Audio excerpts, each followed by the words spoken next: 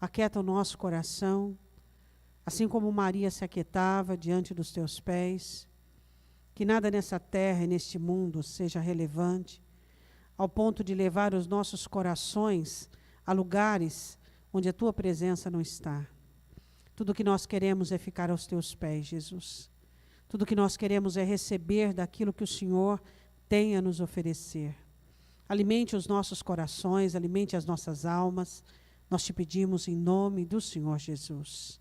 Amém. Abra comigo a sua Bíblia em Romanos, capítulo 8, versículo de número 31. Nós recebemos a palavra de Deus, mas nós somos responsáveis por aquilo que vamos fazer com a semente da palavra de Deus. Então, nós precisamos prestarmos muita atenção com aquilo que fazemos, com o que recebemos da parte de Deus, não é mesmo? Romanos capítulo 8, versículo de número 31. Romanos 8, 31. Que diremos, pois, a estas coisas? Se Deus é por nós, quem será contra nós? Aquele que nem mesmo ao seu próprio Filho poupou, antes o entregou por todos nós, como nos não dará também com ele todas as coisas? Quem tentará acusação contra os escolhidos de Deus? É Deus quem os justifica. Quem é que condena? Pois Cristo quem morreu, ou antes quem ressuscitou dentre os mortos, o qual está à direita de Deus e o que também intercede por nós. Quem nos separará do amor de Cristo? A tribulação, a angústia, a perseguição, a fome, a nudez, o perigo ou a espada? Como está escrito: por amor de ti somos entregues à morte todo dia. Somos reputados como ovelhas para o matadouro. Mas em todas essas coisas somos mais do que vencedores por aquele que nos amou. Porque estou certo de que nem a morte, nem a vida, nem os anjos, nem os principados, nem as potestades, nem o presente, nem o porvir, nem a altura, nem a profundidade, nem alguma outra criatura poderá nos separar do amor de Deus, que está em Cristo Jesus, nosso Senhor. Podem assentar-se. O apóstolo Paulo fala sobre o êxito e a vitória do cristão, e ele diz assim: porque nós somos mais do que vencedores. Então ele começa a discorrer várias situações que podem acontecer conosco. Então ele fala sobre diversas coisas, ele fala sobre a angústia, ele fala sobre a tribulação, ele fala sobre a perseguição, a fome, nudez, perigo, espada. Depois ele entra falando sobre ações espirituais, no versículo de número 38. Ele fala sobre morte, vida, ele fala sobre principados e potestades, presentes, porvir, enfim. Ele fala depois sobre dimensões, ele fala sobre profundidade, ele fala sobre altura. E ele fala que nenhuma dessas coisas são capazes de nos separar do amor de Deus e de tirar de nós o selo de mais do que vencedores. Eu quero que você vá comigo em Josué, capítulo 1. Josué, capítulo 1.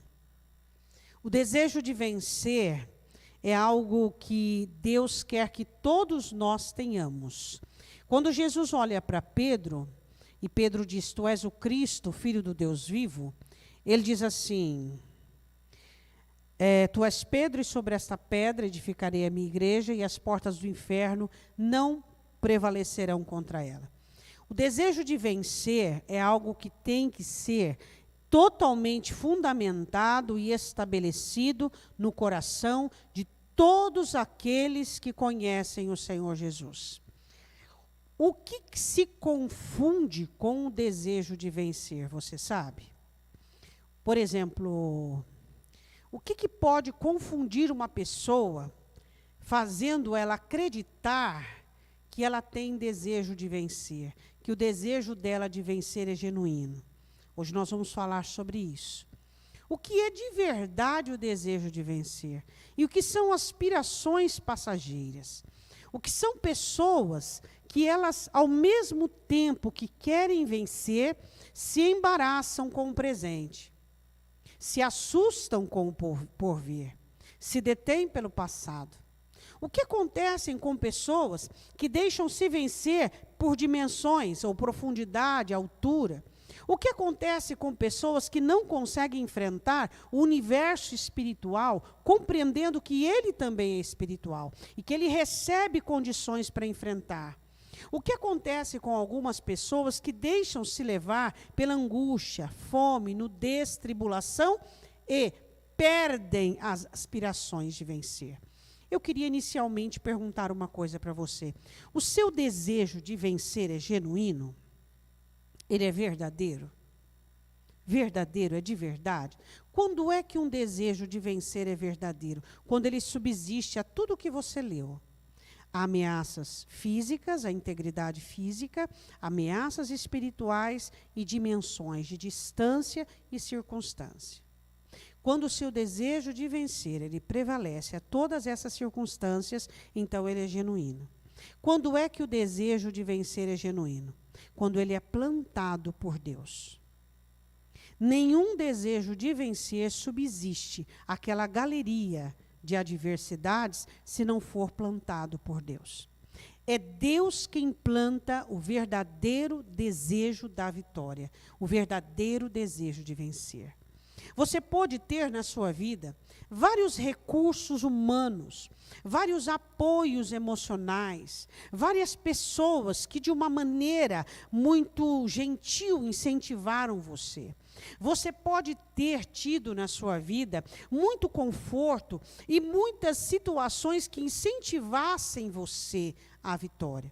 E você reconheceu que não tem o desejo de vencer. Por quê? Porque o desejo de vencer é plantado por Deus dentro de nós. E nós precisamos compreender isso. E o primeiro objetivo da meditação dessa noite é você distinguir o desejo de vencer genuíno das aspirações circunstanciais e o gosto pela vitória. O gosto pela vitória e aspirações temporais é temporal. Você objetiva a si mesmo. O seu objetivo é o seu ego, sua cobiça, sua ambição, seu prazer, ter, sentir, sobressair. O verdadeiro desejo de vencer tem a ver com planos, propósitos, existência, serviço, honra, glória. Existe uma diferença muito grande entre aspirações de vitória e o genuíno desejo de ser mais do que um vencedor. Os mais que vencedores não são aqueles que aos olhos das pessoas são tidos como vencedores e nem aqueles que no final do decurso desejam um aplauso dos outros. Não. O verdadeiro vencedor é aquele que nunca faz questão de aplausos, nunca faz questão de tapetes vermelhos. Por quê? Porque ele traz em mistura da alegria com a vitória, ele traz as marcas da sua luta. Então ele não está à procura de fogos, de tapetes vermelhos, ele vai em busca de honra. Bom, inicialmente eu já dei uma abertura para você sobre a diferença do verdadeiro desejo de vencer e das aspirações circunstanciais pela vitória. Então vamos analisar. O desejo de vencer, ele tem que nascer, ele tem uma raiz. E essa raiz é plantada por Deus e ela tem alguns fundamentos. Josué, capítulo 1, versículo de número 6. A primeira raiz que o desejo de vencer tem que ter é um aprendizado onde você precisa aprender a contrariar-se. Diga comigo, eu nunca serei um verdadeiro vencedor se eu não aprender a contrariar-me. Fato. Fato. Se você não aprender a puxar o seu freio de mão e a contrariar a si mesmo, você não terá um genuíno desejo de vencer. Você precisa aprender a deter-se no momento certo, a impedir-se, a disciplinar, a se controlar, a comedir e, principalmente, esforçar-se. Ou seja, fazer mais do que você pode. Tem gente que diz assim, mas eu fiz tudo o que eu pude. E um pouquinho mais. Não tem coisa... Quais são as coisas que eu faço com o eu posso? Quando eu digo eu fiz o que eu pude, eu estou falando de conforto, né? Eu fiz o que eu pude, eu falo de conforto, eu falo de tranquilidade, eu falo de uma situação boa e confortável. Agora, quando eu digo assim, eu fiz mais do que eu pude, eu estou falando do quê? Eu estou falando de suor, eu estou falando de lágrimas, eu estou falando de esforço, não estou falando de força, eu estou falando de esforço. Então, nós precisamos entender que dos fundamentos da raiz do verdadeiro desejo de vencer é você aprender a contrariar-se. Isso a Escritura diz de Gênesis a Apocalipse. Se você não aprender a contrariar-se, você não terá um desejo genuíno de vencer. O Senhor diz assim a Josué, no capítulo 1, versículo 6. Esforça-te e tem bom ânimo, porque tu farás a este povo herdar a terra que jurei a seus pais que lhes daria. Se a sua luta por vitória não tiver a ver com os outros, isso nós vamos falar no último tópico, não é um desejo genuíno de êxito. Sua luta por êxito tem que haver com os outros. Se for um desejo egoísta, não é, isso é cobiça, não é desejo genuíno de vencer. Tem que ter a ver com os outros. Tem que haver com a necessidade de gerar conforto, tem que haver com a necessidade de ajudar. Mas, por último, nós vamos falar sobre isso. Vamos falar agora quando o Senhor diz assim, esforça-te, tem bom ânimo, porque tu farás. Ou seja, você precisa aprender a lidar com a sua fraqueza. Você precisa aprender a lidar com você. Você já aprendeu a lidar com você? Quantos anos você tem? É normal o jovem ter dificuldade de lidar consigo mesmo. Até pela constituição física dele, os hormônios e tudo mais. Mas quanto mais a pessoa fica um pouco mais velha, ela vai tendo habilidade, isso o próprio Espírito Santo vai nos dando, de lidar conosco, de entendermos, de compreendermos. Isso não faz bem para mim. Isso eu preciso de ajuda. Eu não consigo sozinho. Eu preciso de Deus. Senhor, limpa meu coração, esse sentimento eu não estou conseguindo tirar. Nós precisamos entender e compreendermos que a raiz do verdadeiro desejo de vitória é você contrariar a si mesmo. Lembra comigo uma derrota que você teve? Lembra? Todos nós já tivemos derrotas. O que faltou ali, entre tantas coisas? Contrariar você mesmo. Perceber aquela, a gente fala pulga atrás da orelha? Ter ouvido aquela vozinha lá no fundo que te dizia alguma coisa. Hã? O que fizemos? Passamos por cima. Fomos igual tratores, totalmente convictos, totalmente invictos. Achamos que vencer significa ter, saber, poder. E muitas vezes vencer também é parar, estagnar, prestar atenção, olhar melhor, analisar direito, observar com mais diligência, com mais cuidado, com mais visão. Continuando, ele diz assim no versículo de número 7. Tão somente esforça e tem muito bom ânimo para teres cuidado de fazer conforme toda a lei que meu servo Moisés te ordenou. Dela não te desvie, nem para a direita, nem para a esquerda, para que prudentemente te conduzas por onde quer que andares. Diga comigo, manual. O segundo fundamento da raiz do desejo genuíno de vencer é o manual.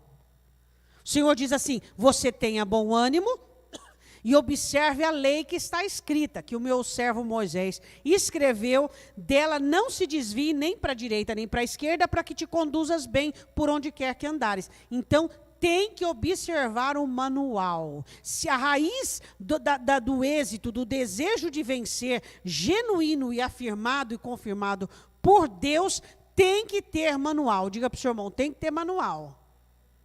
Você conhece o manual? Tem que conhecer o manual. Tem que saber o que você pode e o que não pode. O que agrada a Deus e o que não agrada a Deus. O que é para ser feito e o que não é para ser feito. Não adianta querer ignorar, preterir a Escritura, rejeitar a Escritura e achar que vai dar certo. Lá no final de tudo, existem pessoas sim, que como o rico e o Lázaro, a passagem do rico e do Lázaro, chegaram lá no fim sendo ricos, abençoadíssimos, mas não vão para o céu. Tá, eu quero ser rico e abençoadíssimo, mas eu vou para o céu. Isso é isso. Observar o manual. Atentar para o manual. É isso que você tem que entender. Você tem que observar o manual. Por quê? Porque você não pode chegar lá no fim, porque tem crente que acha que vencedor é quem é rico. Mas o que adianta, Jesus diz? Você ganhou o mundo inteiro e perdeu sua alma. Você pode ser muito abençoado por Deus. Deus te fez rico, Deus te deu riquezas, porque a Bíblia diz que isso é Deus quem dá para quem Ele quer. Então Deus te deu, mas você tem que chegar lá no fim e você tem que ir para o céu. Você não pode perder a alma por causa da situação financeira, porque a bênção é para te aproximar de Deus e não para te afastar dela. Então a grande questão é, existe um manual que nos faz sermos verdadeiros vencedores. Um manual que nos tira de onde estamos e nos leva até onde Deus quer que nós chegamos. Diga amém. Versículo de número 8. Não se aparte da tua boca o livro desta lei. Antes medita nele de dia e de noite, para que tenhas cuidado de fazer conforme tudo quanto nele está escrito. Porque então tu farás prosperar o teu caminho e será bem sucedido. Olha as regras do sucesso. Eu poderia falar neste versículo 8 sobre muitas coisas, mas eu quero falar sobre duas delas, que são a cerne do versículo. Primeiro, meditação no coração e palavra na boca. Terceiro fundamento da raiz do êxito, da vitória. Cuidado com as suas palavras. Se você não tem nada de edificante para falar, fecha a boca. Fecha a boca. Não fale. Existem pessoas que acham que existir é falar. Não. Você não precisa estar falando todo o tempo para existir. Cuidado com aquilo que você conserva no seu coração. O Senhor diz, medita na palavra, ou seja, tenha a escritura no seu coração. E na hora em que você abrir a boca, fale o que está escrito.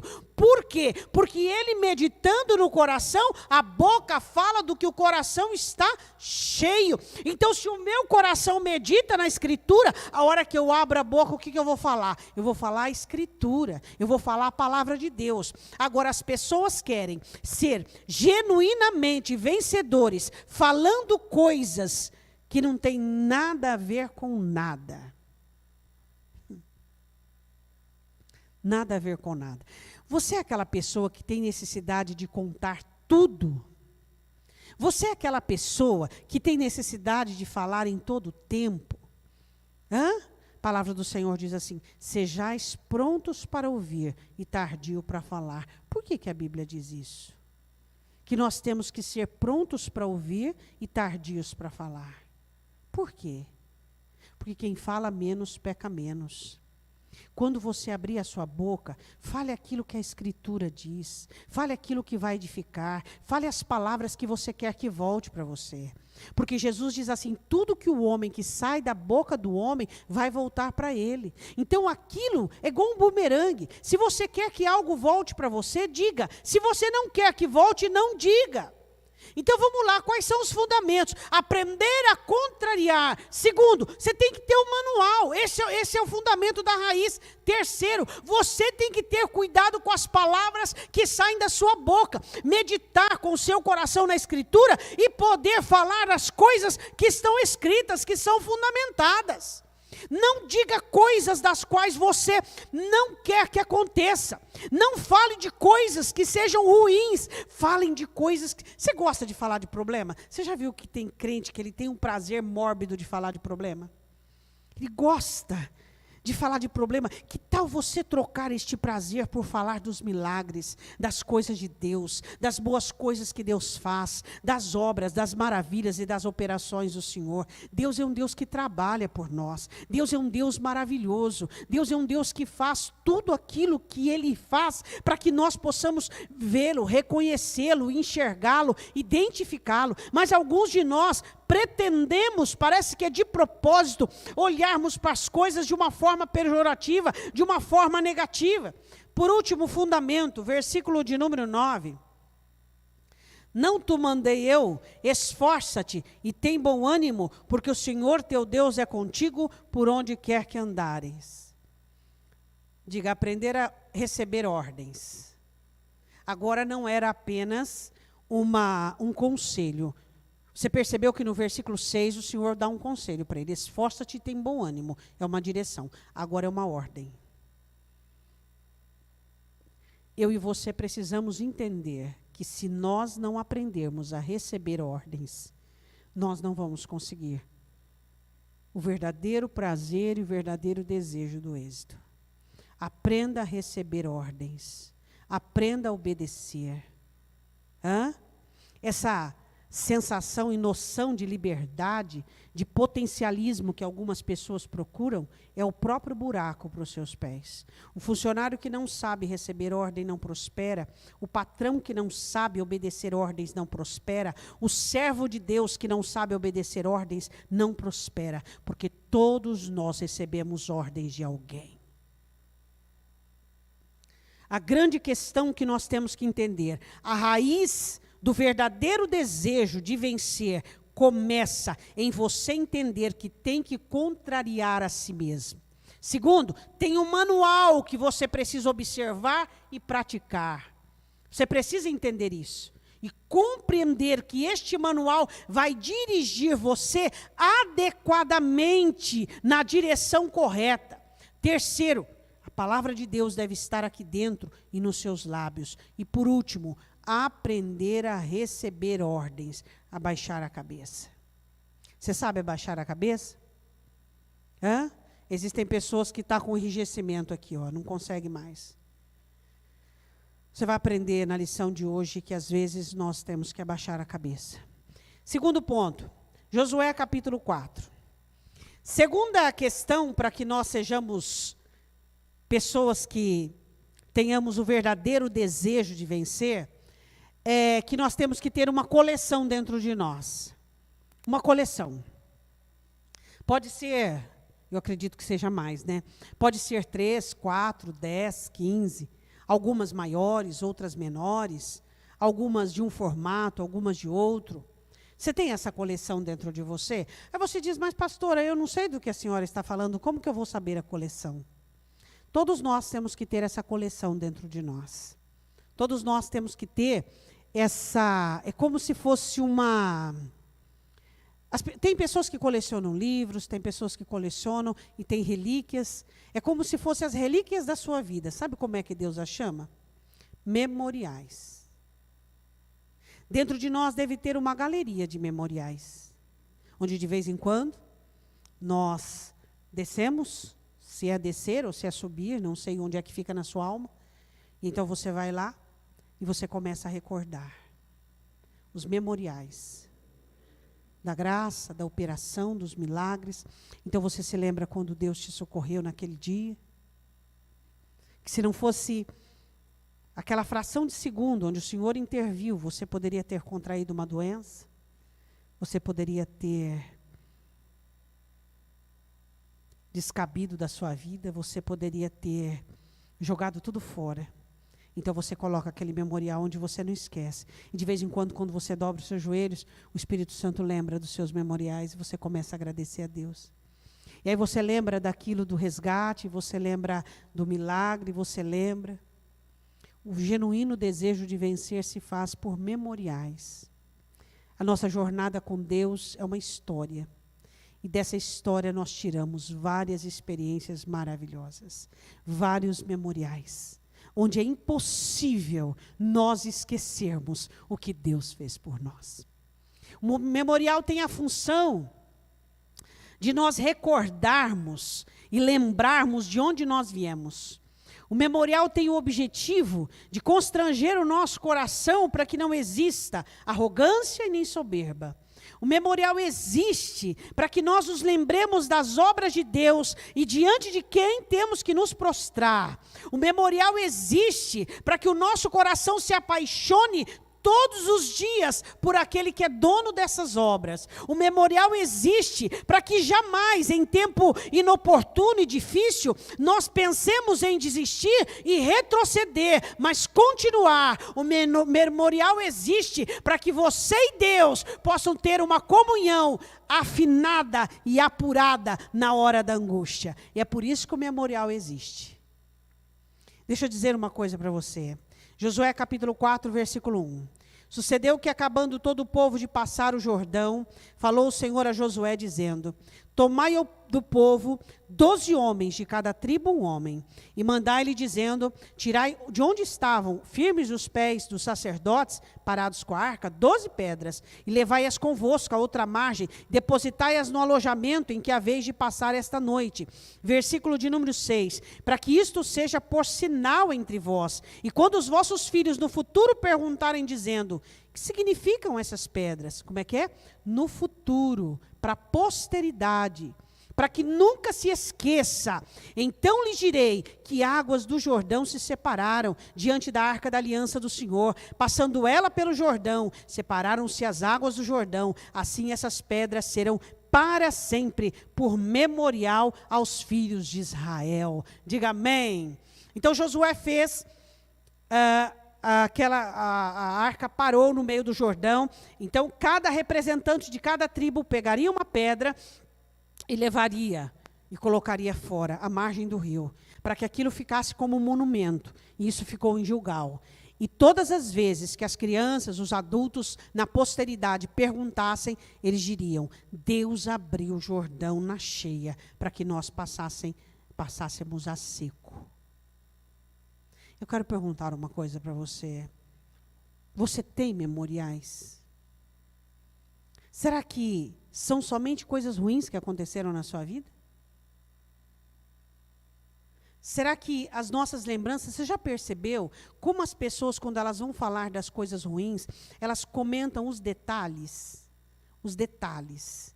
E as coisas boas, parece que faz um apanhado geral. Fica tão resumido e tão sucinto. Os memoriais daquilo que Deus fez. É a sua história, a sua vida. Onde você desce lá, chamado pelo Espírito Santo, vez ou outra, e ali você vai olhar, e você vai perceber a grandeza da sua vida. E você vai perceber as maravilhas que Deus já realizou na sua história. E aí você vai perceber o quanto Deus te ama. Quantas coisas você vai relembrar ali. Quantas coisas você vai perceber ali. Satanás quer que você se esqueça dos memoriais de Deus na sua vida. Ele quer que você se lembre dos tempos ruins, do que você sentiu, das coisas difíceis, do quanto você foi traído, do quanto você foi injustiçado. Mas o Espírito Santo quer que você se lembre das obras de Deus, das maravilhas do Senhor na sua vida. Diga amém. Se você não tem memorial, você tem que começar urgente. Por quê? Porque eu quero dizer uma coisa para você. Você poderia dizer assim: mas qual o problema se eu não tiver o genuíno desejo de vencer? Todos. Você vai viver igual Jacó, passar pela terra, duro, uma vida dura e oprimida. E você vai dizer: meus dias foram poucos e maus. Se você não tiver o genuíno desejo de vencer, você vai até para o céu, se você confessar Jesus e continuar debaixo do sangue. Mas a sua vida será uma lástima. Vai dar dó ouvir você. Por quê? Porque será tristeza em cima de tristeza, angústia em cima de angústia. E você vai, vez por vez, ficar levantando a sua cabeça para o alto, tentando respirar. E não vai ser pouco a necessidade que você terá de pessoas para te carregarem, de pessoas para te colocar no ombro, de pessoas para te levarem, de fazer veredas direitas. Você não vai conseguir andar. É isso que você quer para você? Não! Nós queremos o genuíno desejo de vencer. E nós não podemos permitir que principados, nem morte, nem vida, nem presente, nem altura, nem profundidade, nem vida, nem angústia, nada possa nos separar de Cristo, que é o nosso, diga, verdadeiro desejo de vencer. Sabe por que você quer vencer? Por causa dele. Porque é impossível que você admita um Deus que venceu a dor, vamos lá, de A a Z, a angústia, o sofrimento, a traição, a rejeição, o pecado, a condenação, o sofrimento, o inferno, ter um bando de gente, porque aí não é um povo, para que eles andem, para que eles caminhem, porque nem o que manqueja vai tropeçar, nem o que manqueja vai ficar parado, nem o que manqueja vai desistir. E os crentes hoje têm desistido por muito menos, por muito menos. A grande questão é, você faz parte de um clube? Você faz parte de uma comunidade ou você faz parte do reino de Deus, da igreja? Que é feita de um povo que recebeu, outorgado, assinado e delegado a ordem. Sede mais que vencedores. Esta é uma ordem. Nós recebemos uma ordem de vencer o mundo, de vencer o mal, de vencer a carne, de vencer demônios, de vencer essa vida. Recebemos uma ordem do nosso general. Não podemos fazer o que queremos, da maneira que queremos e do jeito que queremos. É isso que nós temos que entender. Vamos lá, os seus memoriais. Pensa pelo menos 3 aí, pelo menos 3. Pense em 3 memoriais. E quando você chega perto dele, você fica de boca aberta. É como se fosse hoje. Você lembra dos detalhes. Você lembra da mão de Deus. Você lembra da ação do Senhor. Você lembra do resgate. Você lembra da intervenção do céu naquele momento em sua ajuda. Os nossos memoriais espirituais. As nossas experiências com Deus. Aquilo que Ele fez. O que ninguém podia fazer, Ele fez. Ele não olhou para o seu estado. Ele não olhou para aquilo que você podia oferecer. Ele não olhou naquele momento para aquilo que você podia dar. Simplesmente Ele te pôs no ombro, machucado, ferido, cheio de carrapicho, cheio de espinhos e abrolhos da vida. Te pôs no ombro e te levou para a sua estalagem. A grande questão dos nossos memoriais é que nós, se vivêssemos 1000 anos servindo a Deus, amando, adorando, prostrados, seriam insuficientes para revelarmos o quão gratos somos por todas as obras que Deus fez por nós.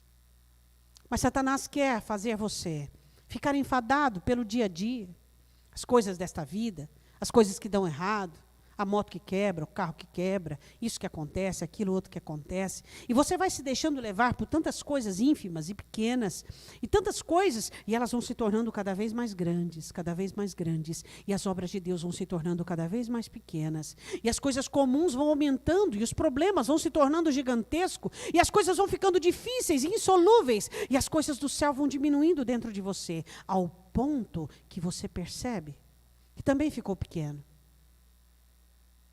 Porque quando os espias olharam e disseram, eles são gigantes, nós somos os gafanhotos, é porque eles diminuíram o reino de Deus e aumentaram o reino humano. Quando você diminui o reino de Deus, você é o gafanhoto. Quando você olha para a grandeza do reino de Deus, o gigante é você. O que você quer ser, gafanhoto ou gigante? Lembra dos espias? Lembra? Nós somos como gafanhotos aos olhos deles e aos nossos.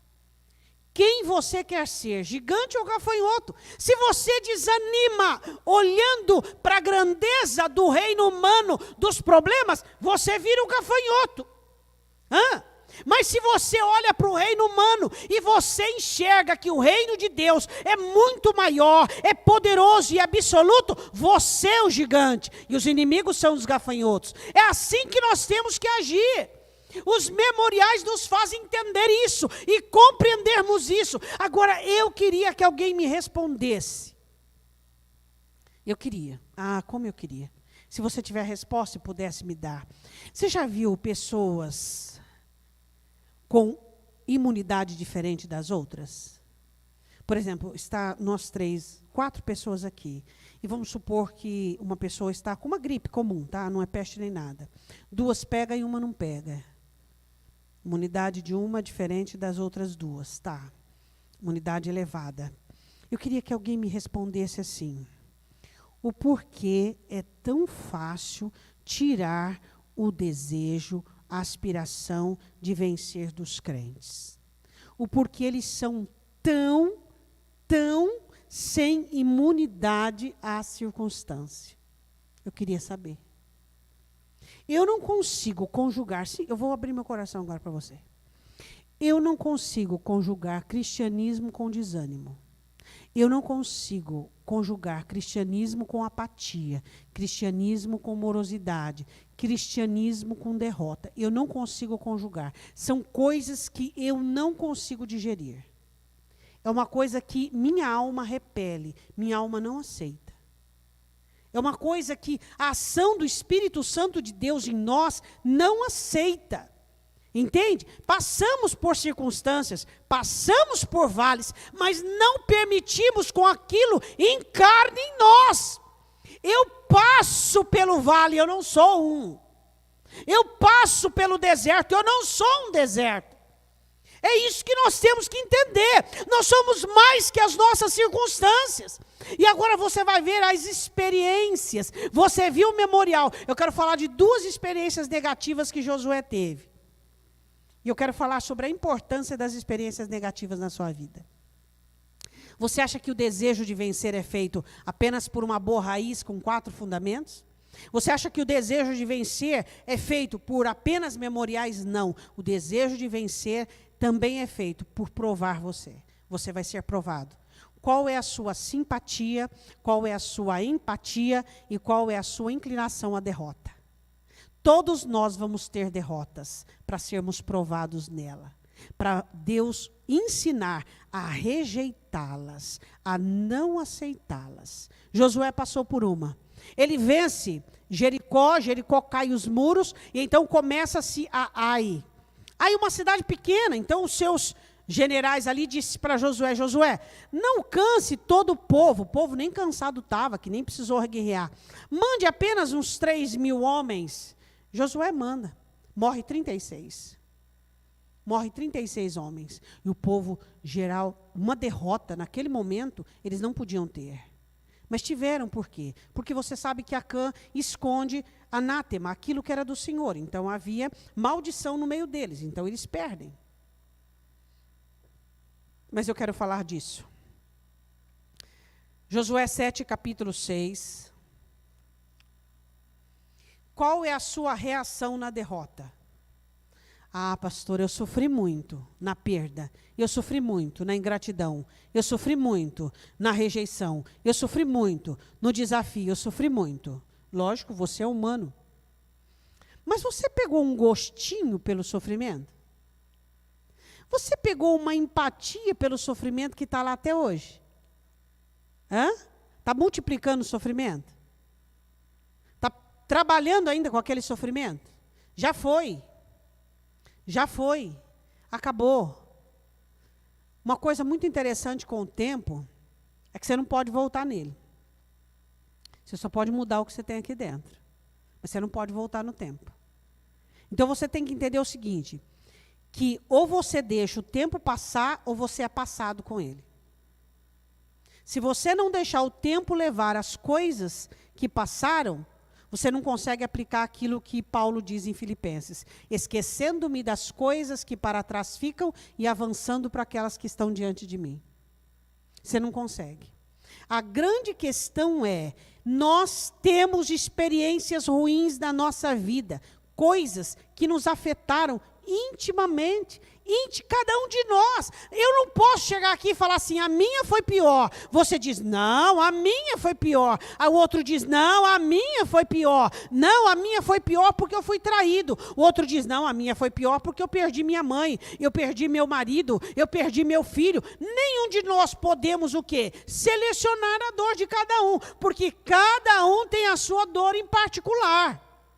E a grande questão é que todos nós temos o mesmo Consolador, não é?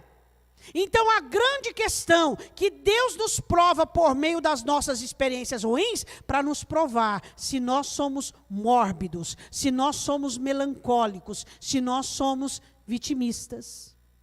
Você gosta de sofrer? Você gosta de sofrer?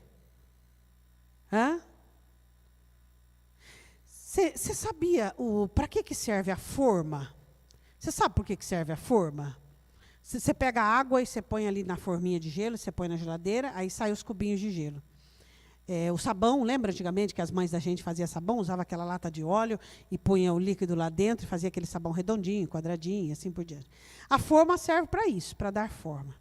Que tal você começar a dar forma e colocar as coisas em começo e fim, estreitá-las, ou então, sei lá, dar o espaço que você quiser a elas.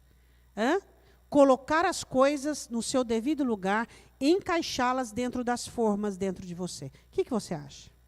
Por exemplo, você tem lá um relacionamento com o seu cônjuge. Seu casamento não é lá aquelas coisas. Estou dando um exemplo comum, tá? Então, você fica com aquela elasticidade dentro de você. Gigantesca. Porque um dia eu vou ser feliz. Porque um dia ele vai ser um gentleman. Porque um dia, não tem forma. Não tem forma. É uma abertura que aquelas aspirações vão para a sua alma inteira. Vai no passado por melancolia, vem no presente por desejo, vai no futuro por sonho, e nunca acontece. Que tal você pegar isso e encaixar dentro de uma forma? Pá! Meu cônjuge é isso, e eu preciso me adequar a isso. Se Deus não mudar, eu não vou conseguir mudar. E eu coloco dentro de uma forma, sem aspiração, sem melancolia, sem frustração, na pura realidade, no puro culto racional. Você para de sofrer. Por quê? Porque você fala assim para a sua alma, vamos pôr ordem aí nesse barraco? Vamos pôr ordem? Essa pessoa nunca vai conseguir. E se um dia conseguir é por Deus, então é Deus que faz, não vou. Põe ela numa forma. Por quê? Porque as experiências ruins, elas tendem a deliberar em você insanidade. Algumas pessoas passaram por experiências ruins, adquiriram melancolia, depressão. Você sabia que tem crente que tem depressão? Mas essa depressão, ela não é assim, esclarecida, clara, evidente. Mas todo dia ele tem gotas.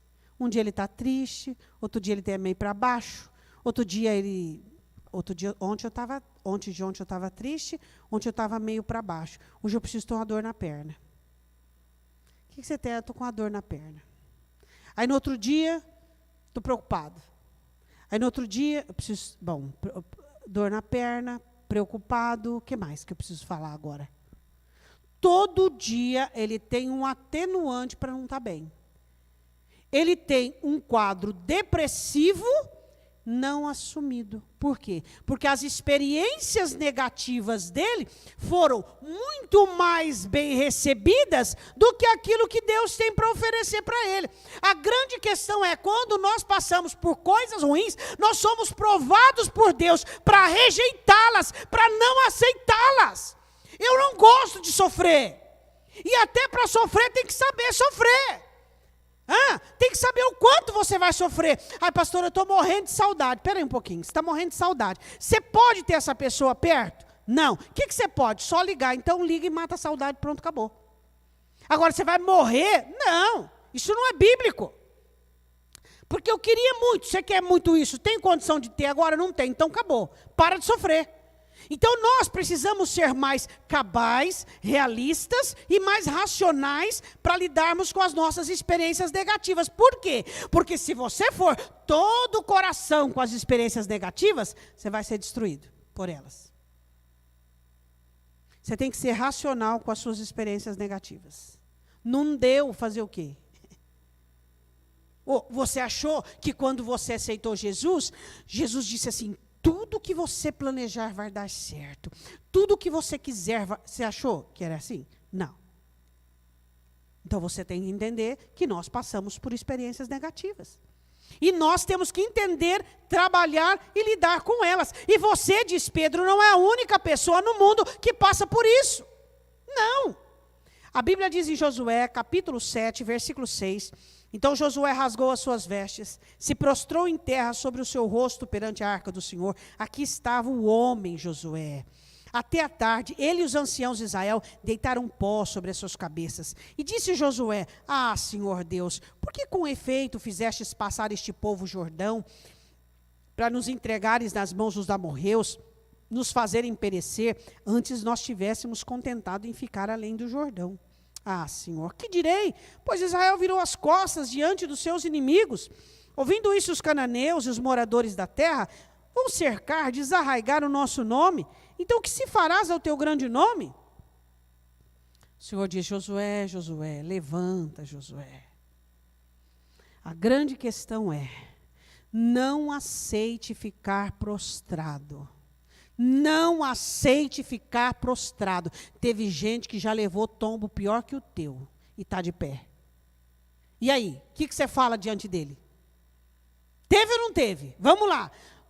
Eu conheço gente que levou tombo pior que o meu. Aí você diz, pastora, mas pior que o meu, meio difícil. Tem. E está de pé. E está confiando em Deus, e tem desejo genuíno de vencer, e levanta a cabeça, e não fica inventando dor todo dia, e não fica inventando sofrimento. Um dia está triste, outro dia está abatido, um dia está desgostoso, um dia está irado, outro dia está revoltado, outro dia está do outro jeito. Que dia que o seu coração estará aberto para a graça, para a operação do Espírito Santo, para as maravilhas de Deus, para ficar animado, pronto, preparado? O Espírito Santo de Deus quer contar com você, mas às vezes é impossível. Impossível. Por quê? Porque os sentimentos borbulham e determinam e demandam muito mais construção do que a ação da palavra. Aí não tem como. O desejo genuíno de vencer primeiro é feito por um fundamento de raiz vindo da parte de Deus. Segundo, feito de um memorial, nós temos que ter memoriais. Segundo, experiências negativas, onde nós recusamos sermos dominados e determinados por pessoas ou por circunstância. Quem não te amou não vai fazer você uma pessoa mal amada ou rejeitada. Você perdeu não vai te fazer um perdedor. Você precisa entender isso. Amém? E eu vou dizer uma coisa para você, você vai ter outras experiências negativas na vida, e aí? Vai colecioná-las? Cada uma delas vão deixar uma marca em você? Cada uma delas vai deixar o que em você? E aí, o que você vai fazer? O que você vai fazer? Ficar revoltado contra Deus? Ficar irado com a vida?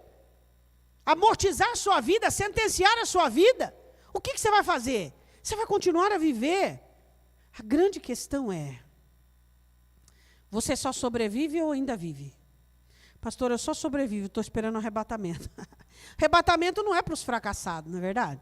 Não, arrebatamento é para quem tem avidez.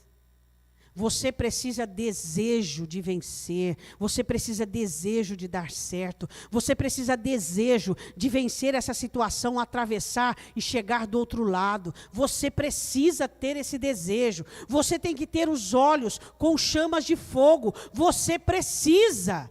Diga amém. Para nós encerrarmos, eu quero falar em Josué capítulo 10. A última parte do verdadeiro desejo de vencer é o companheirismo. Diga comigo, pessoas que genuinamente têm desejo de vencer, fazem vencedores. Se você tiver um genuíno desejo de vencer, as pessoas que estarão com você também aprenderão a vencer. Deu para você entender? Isso é o reino de Deus. Ele nos ensina a multiplicar.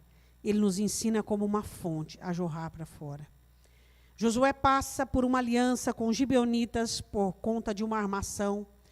E a Bíblia diz assim, que Josué faz aliança com os gibeonitas. E então os reis da terra, na verdade Adoni-Bezeque, se levanta, capítulo 10. E sucedeu que ouvindo Adoni-Zedeque, rei de Jerusalém, que Josué tomara Ai, ele se enfureceu, reuniu outros reis e sitiou Gibeon, que era dos gibeonitas que haviam feito aliança. Então diz a Bíblia, versículo 4, subi a mim e ajudai-me, disseram os cidadãos de Gibeon, porquanto fez paz com Josué e com os filhos de Israel. Então se ajuntaram e subiram 5 reis dos amorreus, o rei de Jerusalém, o rei de Hebron, e o rei de Jarmute, e o rei de Laquis, e sitiaram Gibeon. Versículo 6, enviaram, pois, os homens de Gibeon a Josué, ao arraial de Gilgal, dizendo, não retires as tuas mãos de teus servos, sobe apressadamente a nós, e livra-nos, e ajuda-nos, porquanto todos os reis dos amorreus que habitam na montanha se ajuntaram contra nós. Então subiu Josué de Gilgal, e ele e toda a gente de guerra com ele, e todos os homens valorosos. E o Senhor disse a Josué: não os temas, porque os tenho dado na tua mão, nenhum deles te poderá resistir. Diga glória a Deus. Diga assim comigo: se eu sou um vencedor, com genuíno desejo de vencer, eu tenho marca na vida de muitos. Você sabia que você marca a vida de muitos? Quando você tem o genuíno desejo de vencer, e você é um vencedor, você tem história na vida de muitos. Quando esses vencedores vão dobrar os joelhos, eles vão fazer menção de você. Você faz parte do memorial da vida deles. Você faz parte do resgate. Você faz parte e é instrumento de Deus na vida deles. Os verdadeiros vencedores não são aqueles que são cobiçosos, não são aqueles que querem apenas para si. Eles são companheiros. Eles são companheiros, eles são responsáveis pelos outros. Quando nós somos genuinamente vencedores, junto de nós fabricamos inúmeros vencedores que estão junto conosco, aprendendo a lição, aprendendo a vencer, recebendo de nós uma palavra de ânimo, recebendo de nós uma palavra de exortação, recebendo de nós uma mão cheia, uma mão que satisfaz, recebendo de nós a partilha daquilo que Deus nos deu. Quando somos verdadeiros vencedores, nós ensinamos as pessoas a vencer, nós damos oportunidade para as pessoas terem vitórias e êxito. Agora estava Josué sendo convocado pelos gibeonitas, que estavam sitiados por terem feito aliança com Israel. Então Josué foi convocado, e ali estava Josué com toda a afirmação de Deus. Deixa eu perguntar uma coisa para você. Você marca a vida das pessoas com a vitória e com o êxito? Você é aquele que, quando as pessoas estão enfrentando fracasso, quando estão enfrentando pedradas, enfrentando aglomerações e críticas, você está lá e apresenta-se para escudo, para abrigo, para defesa, para ajuste, para socorro. Nós somos pessoas que defendemos pessoas. Nós somos pessoas que somos companheiros de pessoas. Nós somos pessoas que ajudamos pessoas. Eu vou dizer de novo uma coisa para você. A única razão de nós continuarmos ainda aqui é que existe uma obra a ser feita. E essa obra é no coração do ser humano. Você precisa entender isso. Os verdadeiros vencedores são aqueles que marcam a história de outras pessoas, ensinando eles a vencerem. E a Bíblia diz assim, que quando Josué precisou de ajuda, no versículo de número 11, sucedeu que, fugindo eles de diante de Israel, a descida de Bet-Horon, o Senhor lançou sobre eles do céu grandes pedras até a Zeca, e morreram, e foram muito mais dos que morreram das pedras de Saraiva do que os filhos de Israel mataram a espada. Quando a peleja de Deus, o céu contribui. Deixa eu dizer uma coisa para você. Quando Satanás quer popular seu coração, poluir a sua mente de sentimentos, de pensamentos, de coisas mesquinhas e pequenas. Eu já vivi bastante na minha vida, vivi bem meus 54 anos. E existem algumas coisas que ainda me impressionam. O que me impressiona, às vezes, é a mesquinhez de algumas pessoas. Como, por exemplo, quantas coisas grandes para você olhar. E você fica nos detalhes. E você fica naquilo que está um pouquinho torto. E quantas coisas grandes Deus tem feito.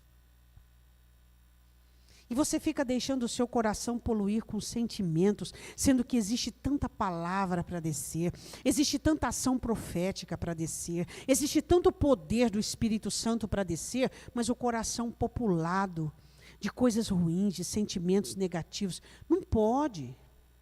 Não pode. O coração tem que estar limpo. Você não consegue limpar, dobra o seu joelho no chão.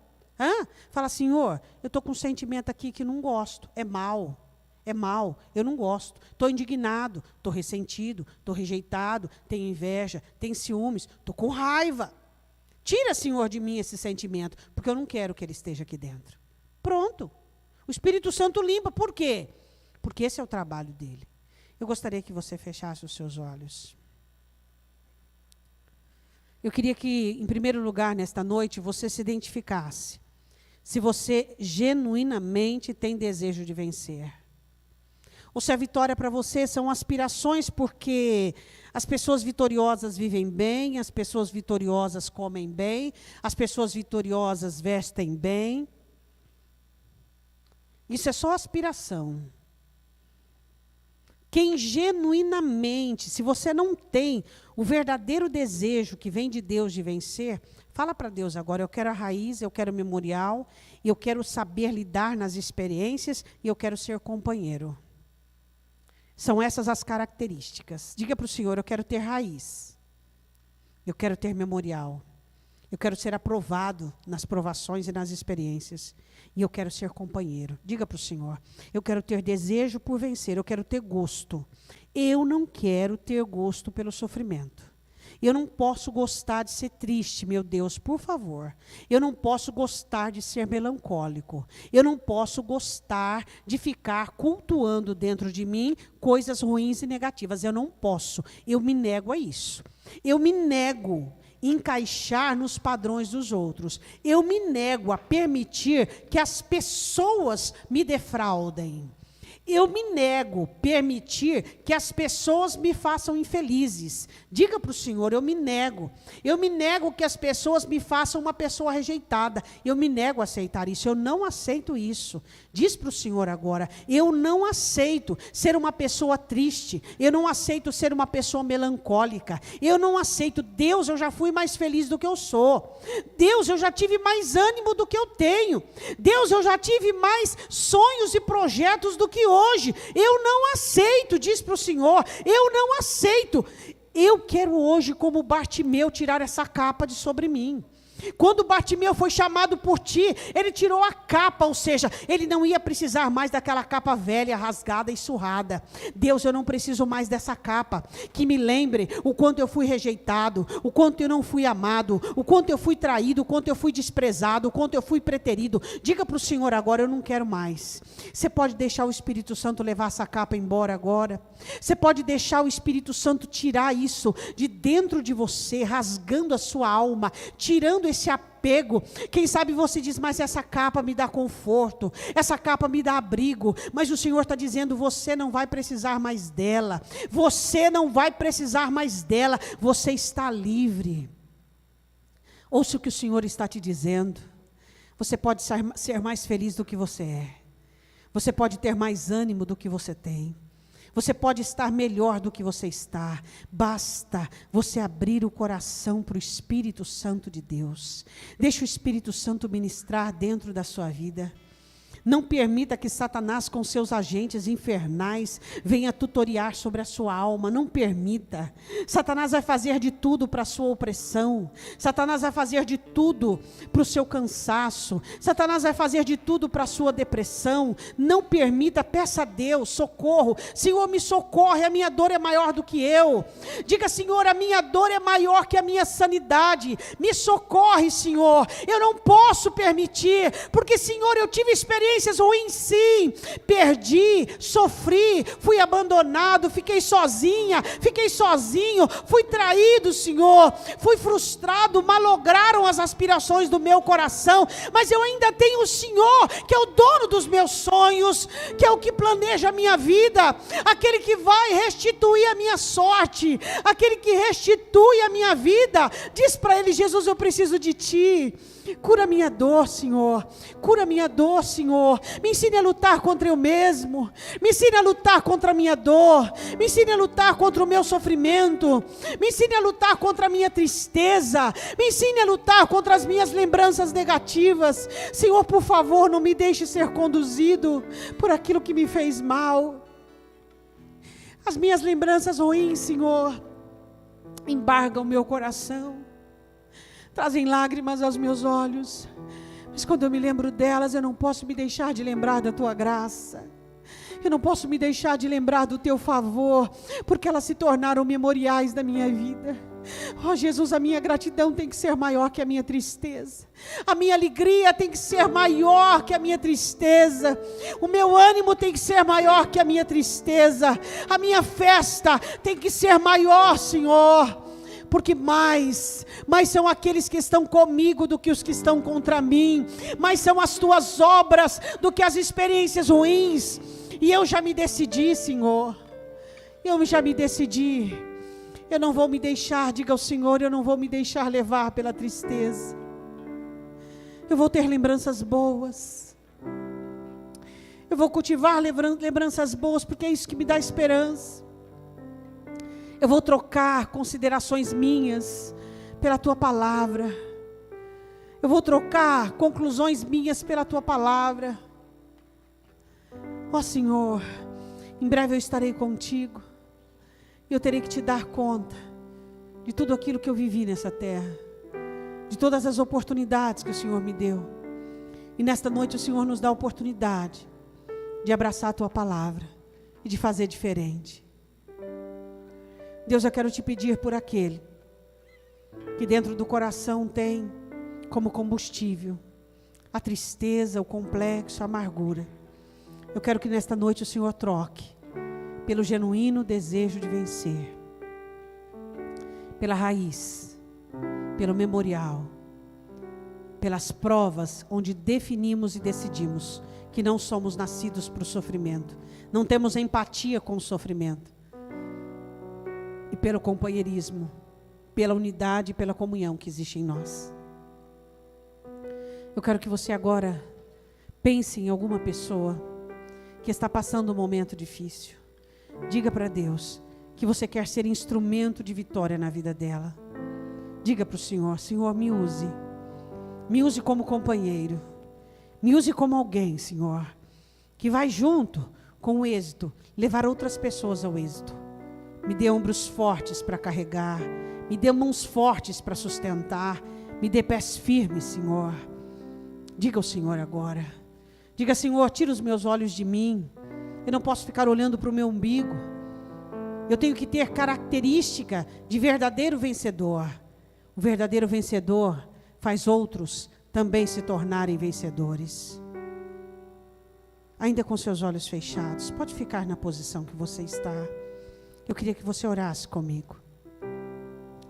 Diga assim, meu Deus, eu preciso aprender o prazer de vencer. Eu preciso ter gosto e alegria na vitória que o Senhor me deu, lá naquela cruz.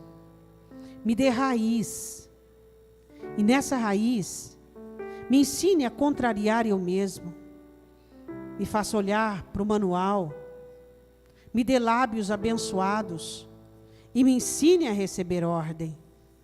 Levante os meus memoriais, bem alto dentro de mim, Senhor. Ó Deus, em nome de Jesus, que as experiências ruins que eu tive sirvam para me fazer definir se eu quero me tornar um sofredor ou um vencedor. E que eu seja companheiro, que eu identifique as pessoas que estão lutando e que eu possa emprestar um pouco da minha força, do que o Senhor tem me dado, em nome de Jesus. Fique de pé. Eu gostaria que você fechasse os seus olhos e olhasse para dentro de você.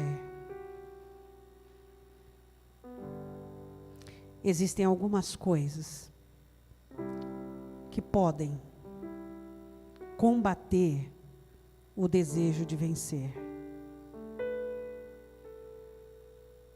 Eu vou dizer elas: amargura, falta de perdão, ressentimento, indignação, a força do passado, o pecado, a cobiça, toda espécie de mal. O Espírito Santo quer plantar essa árvore dentro de você. Abra o seu coração escancaradamente para o Espírito Santo. Sabe, O desejo de vencer não é para que você tenha bênçãos, para que as pessoas fiquem olhando e cobiçando. O desejo de vencer é porque você é filho de Deus e fruto da cruz. E não pode ser de outro jeito. Tem que ser desse jeito. Cada um de nós temos uma batalha para vencer. Familiar, financeira, emocional, espiritual, física, trabalho. Seja qual for a sua batalha.